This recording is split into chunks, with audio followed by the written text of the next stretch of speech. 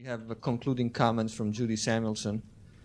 Judy created the Aspen Business and Society program in 1998.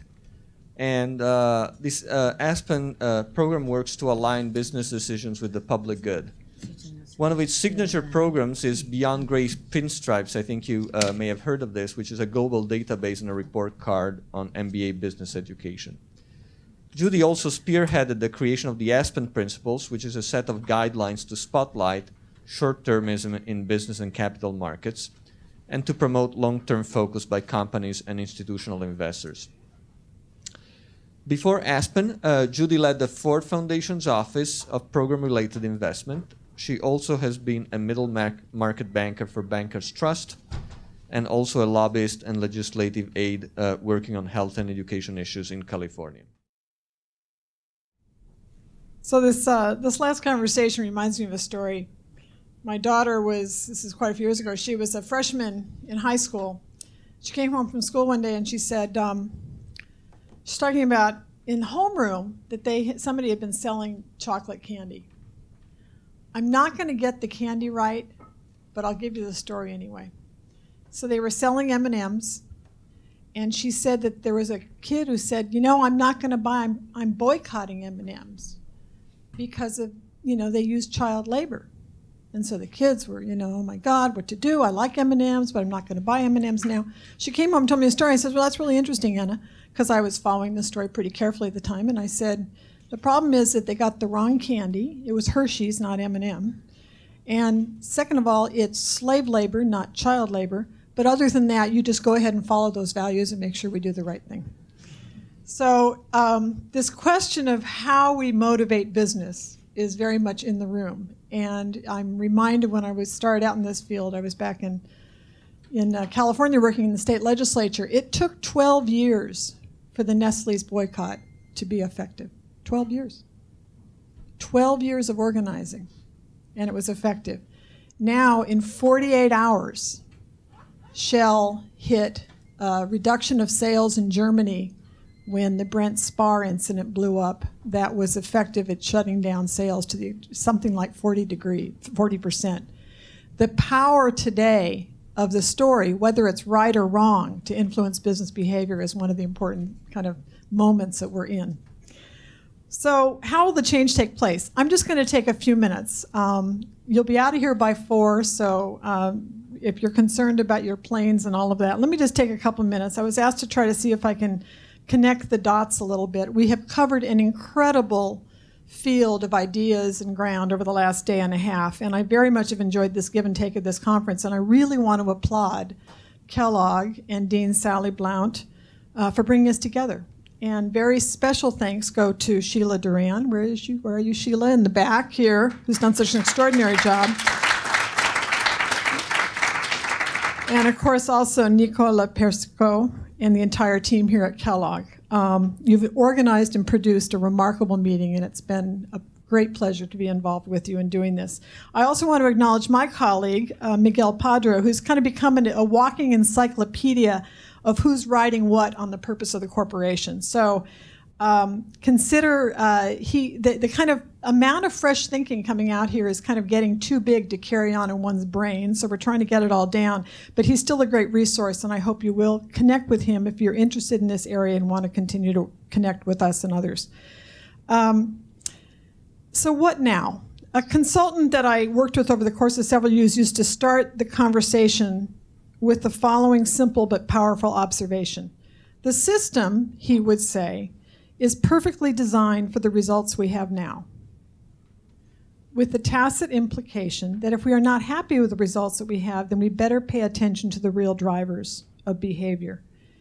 And I'm here, and I trust that most of you are here, in spite of how much we bash corporations in the last hour, because you believe in, or perhaps at least have a grudging respect for, the power of business and markets and capitalism. I believe, however, that we are at a very critical point in the design of the system. In part because of the massive systemic failure that we've all lived through, and that Bernie Black did such a great job of illustrating on the chalkboard for us this morning, I think this is a point that is ripe with remarkable possibility, which is why this conference is so important. As you've seen from the dialogue here today, this moment really is engaging scholars and new scholarship that is truly important. And it's also capturing the thinking of people embedded in large-scale corporations like Waste Management that we heard from yesterday and P&G.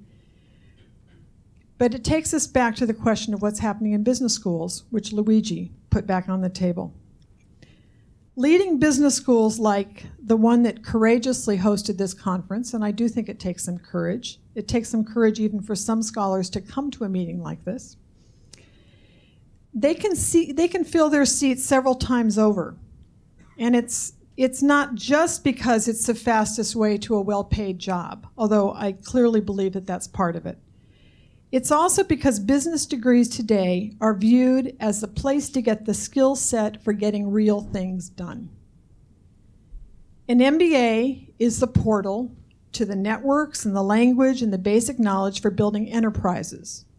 And enterprises exist to make and create and build and to solve problems of great complexity. As Lynn Stout noted today, to do things that can't be accomplished by individuals working alone. And so for the generation exiting school now, the enterprises that capture their imagination, they need to be reseeding the commons, not destroying the commons. And that takes us squarely back into this question of rethinking the purpose of the corporation and shareholder value. As one of our trustees at the Aspen Institute, a guy who is a trustee of the Aspen Institute, Bill Buttinger, the founder of Rodell Electronics, reminds us, profits are like oxygen. Business doesn't survive without profits, just like humans can't survive without oxygen. But you and I don't exist to breathe. It's the other way around. And Harry Kramer, yesterday, the CEO of Baxter, went beyond that to make the point that if you focus on profits, you are likely to be disappointed, not unlike Aristotle and happiness. It's like doing the right thing, he said, that's most likely to achieve a more satisfying result. I'm going to believe that there are people here who believe that, and there are those of you who probably don't. But to put profits or that loftier or equally problematic notion of shareholder value at the center of the bullseye, to make that the organizing principle of the corporation, I will guarantee is not likely to get the next generation entering business schools out of bed in the morning. As the first panel talked about yesterday, they truly want something more. So if we teach students, and this gets us back to the B schools of what's actually happening, if we teach students to care about the environment, their future, in one classroom, and then down the hall, we're teaching simplistic models that reinforce the centrality of shareholder and essentially guide them to a single objective function, then several unfortunate things happen. One, they learn to externalize costs and to discount their own future. The models taught are only models, but in the business school classroom, they're taught as decision rules and take on normative qualities. And they fail the reality test. Anyone who was in the first panel yesterday morning, the one that Susan was on from Waste Management, was reminded that managing the modern corporation is simply much more dynamic than a single objective of profit maximization. You simply can't ignore public expectations, at least if you have a brand. You better not. Or as Daniel Diermeyer memorably put it yesterday, if you have a fiduciary responsibility not to be stupid. I'm going to remember that one. Second, MBA students, and this is a point that I find particularly frustrating, learn that if they have both a heart and a brain, that they don't belong in business. If they don't bail out and head to an NGO, then they're told they need to start a new enterprise, one that they think that if they get it started with the right objectives and values, with pure-minded investors and hard work, can achieve great things. Call them B Corps, or social enterprises, or mission-driven organizations. Being here in Chicago with Mary Houghton on my right, one of the co-founders of ShoreBank here in the room with us, I marvel at the ingenuity that a purposeful group of entrepreneurs can put behind capital to work for the good of society and accomplish great things. It is truly remarkable. South Shore Bank, with its mission to build neighborhoods through smart investment in small business and critical infrastructure, in its heyday, it spun off copycats in several other states. It opened up possibilities about what can be accomplished with the corporate form, and it demonstrated the power of well-constructed partnerships of philanthropy, investment, and government subsidy. As was argued by Steve Pearlstein's panel this morning, it suggests if we think that we have to start new kinds of corporations or only socially driven enterprises, it suggests that that business is less capable of these kinds of extraordinary results. And I simply think that the evidence would not true. And we're taking our most important enterprise off the table. So at the Business Society program, we begin with the simple observation that if we're going to address as a society those things that were serious threats to the commons, things like climate change, growing inequality, then we simply have to have business at the table. In fact, it may be the only institution standing with the capacity to do so.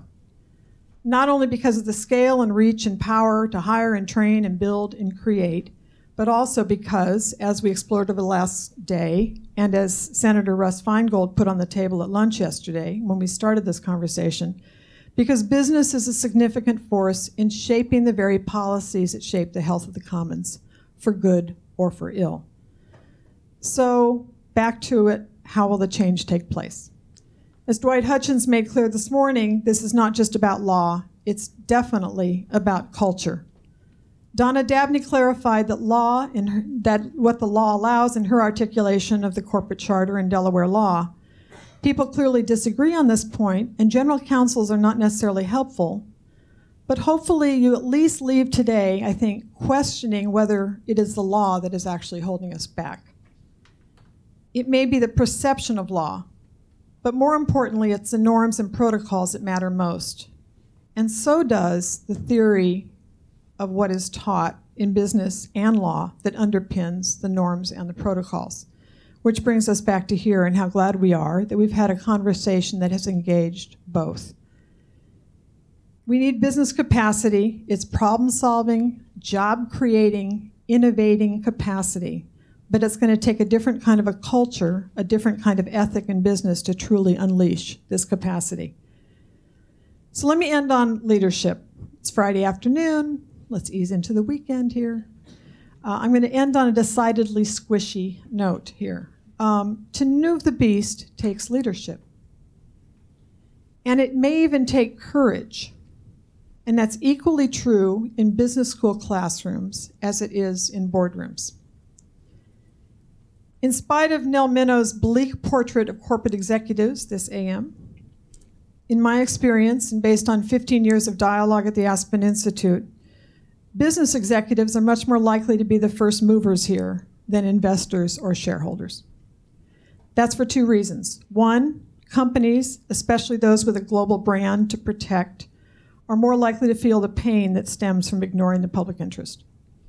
And second, putting aside the guys who go to Wall Street, people who go into business, in fact, are motivated by a bigger mission and sense of purpose.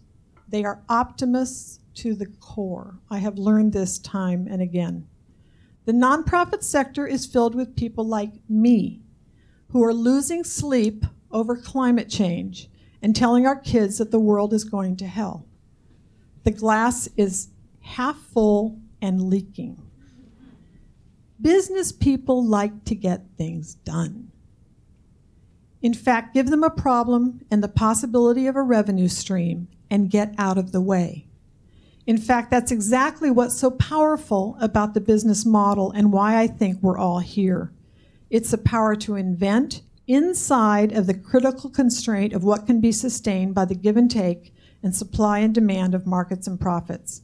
That's what makes a private sector approach to large-scale problems so compelling.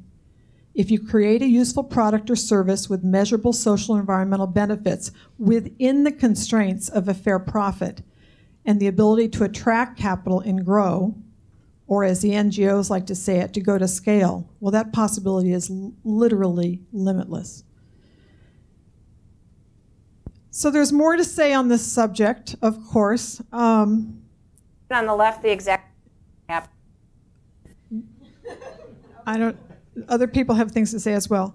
I come back to Walmart, which I think is an interesting institution to look at here.